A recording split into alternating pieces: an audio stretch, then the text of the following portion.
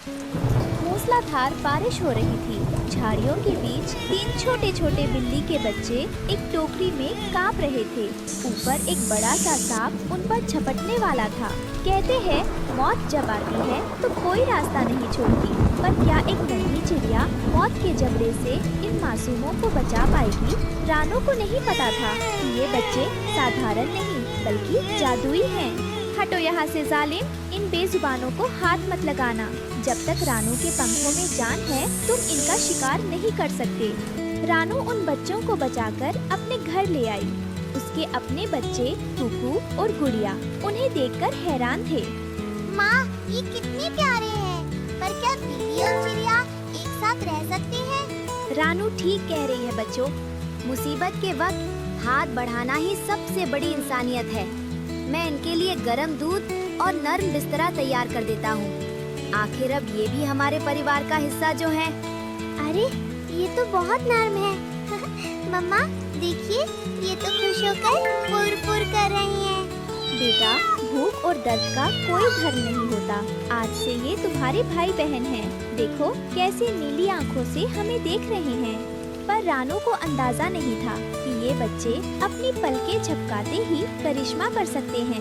अगली सुबह घर के बाहर बिल्ली के बच्चे म्याऊं करते हैं और अचानक हवा में लकड़ी के छोटे छोटे जादुई खिलौने बनने लगते हैं। वाह माँ, देखो बिना कुछ किए ही यहाँ खिलौनों का मेला लग गया। ये खिलौने कहाँ से आ रही हैं? ये बच्चे साधारण नहीं हैं। इनके पास तो जादुई शक्तियाँ हैं। कालू कौवा और गोरी कौवी दूर से ये सब देख रही हैं। उनकी आंखों में लालच आ गया। अरे भाई वाह, रानू के पास तो नोट छापने वाली मशीन, मेरा मतलब है जादुई बिल्लियाँ आ गई हैं।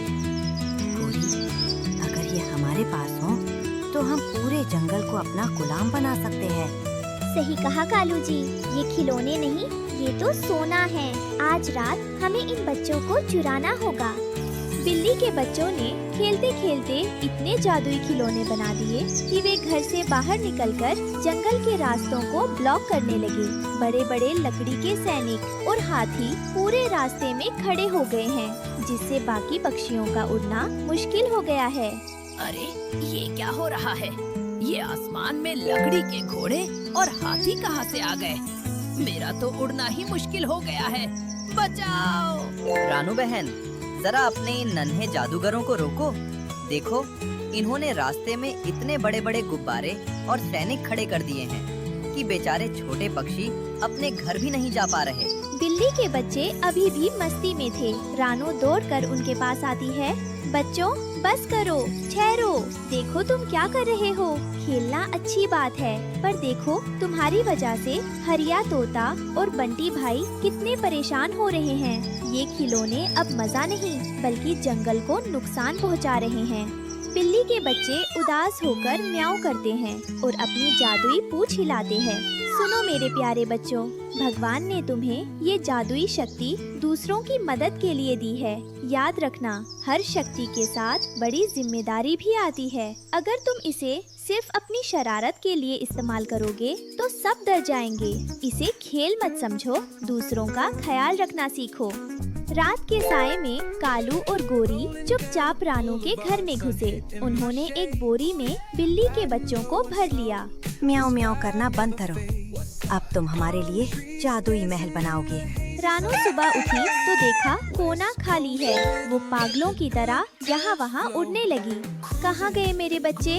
टुन्नू जी, जल्दी जागिए, कोई हमारे जादुई मेहमानों को ले गया है। उनके बिना जंगल पर मुसीबत आ जाएगी। ये पक्का उस कालू का काम है। कालू एक गुप्त अड्डे पर ले गया और बच्चों को डराकर जादू करने को कहा। बच्चों ने डर के मारे इतने खिलौने बनाए कि कालू खुद दबने लगा। अरे रुक जाओ, मुझे घर चाहिए, कचरा नहीं। गोरी, ये तो हमें ही दबा देंगे। बड़े बड़े जादुई ब्लॉक कालू के ऊपर गिरने लगते हैं। रानू वहाँ पहुँचती है और कालू को मुसीबत में देखती है।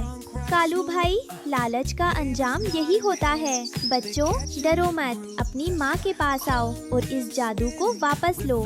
बिल्ली के बच्चे म्याऊं करते हुए रानू की गोद में छुप जाते हैं। नदी का किनारे पहुंचकर रानू ने बच्चों को समझाया, कि शक्ति दूसरों की मदद के लिए होती है, डराने के लिए नहीं। मेरे नन्हे फरिश्तों, अगर तुम अपनी शक्ति को काबू नहीं करोगे तो ये जंगल उजड़ जाएगा। क्या तुम चाहते हो कि तुम्हारी वजह से किसी का घर टूटे? बिल्ली के बच्चे दुखी होकर अपना सिर झुका लेते हैं। अगले दिन रानू के कहने पर बिल्ली के बच्चों ने अपनी शक्ति का सही इस्तेमाल किया और सारे जादुई खिलौनों को सुंदर छोटे घरों में बदल दिया, जहां बेघर पक्षी रह सकें। रानू बहन, तुमने तो कमाल कर दिया। इन बच्चों ने तो जंगल का रूप ही बदल दिया। कालू तो डर गया था, पर गोरी कौवी अभी भी हार मान नहीं रही थी। उसने बिल्ली के बच्चों के लिए एक जहरीला जाल बिछाया। अगर ये मेरे नहीं हो सकते तो रानू के भी नहीं रहेंगे। गोरी ने जादुई बच्चों को लालच देकर बाहर बुलाया। आओ नन्हे जादूगरों, देखो मैं तुम्हारे लिए क्या लाई हूँ। बाहर आओ और इस सुंदर गेंद के साथ खेलो। आज रात तुम्हें रानू की कैद से आजाद करके मैं अपनी रानी बनाऊंगी। बिल्ली के बच्चे उस चमकती गेंद को देखकर जैसे ही वे बाहर आए, एक भारी पिंजरा उन पर गिर गया। नहीं, गोरी रुक जाओ। उन मासूमों को छोड़ दो। ये तुम क्या अनर्थ कर रही हो? वो बच्चे अभी बहुत छोटे हैं, उन्हें चोट लग जाएगी। देर हो गई रानू, अब ये जादुई बच्चे मेरे कब्जे में हैं। अब मैं इनकी शक्ति से इस जंगल की मालकिन बनूंगी और तुझे इस जंगल से धक्का मारकर निकाल दूंगी। रानू ने बच्चों को बचाने के लिए तेजी से नीचे की ओर झपट्टा मारती है, लेकिन गोरी ने रानू को जोर से अपनी चोंच मारी। तुम इन्हें नहीं ले जा सकती, ये मेरी ममता की अमानत हैं। रानू गिर पड़ती है।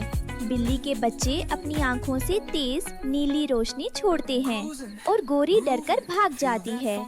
रानू बेहोश थी, पर बिल्ली के बच्चों ने अपनी जादुई गर्मी से रानू को फिर से ठीक कर दिया। उन्होंने सीख लिया था कि अपनी शक्ति का इस्तेमाल अपनों की रक्षा के लिए कैसे करना है। अरे बिटिया की कसम, नेकी ही असली मरहम। याद रखना, ताकत सर पर चढ़ जाए तो विनाश लाती है और दिल में रहे तो दुआ बन जाती है। पर तभी आसमान से एक बड़ा सफेद उल्लू उतरा, जिसकी आंखों में एक अजीब सा राज था। रानू, इन बच्चों का असली घर ये जंगल नहीं, बल्कि सितारों का लोक है और उन्हें लेने उनके असली माता पिता आ रहे हैं। क्या रानू को इन बच्चों से बिछड़ना होगा? इस कहानी से हमें सीख मिलती है कि शक्ति का सही उपयोग और जिम्मेदारी ही हमें बड़ा बनाती है।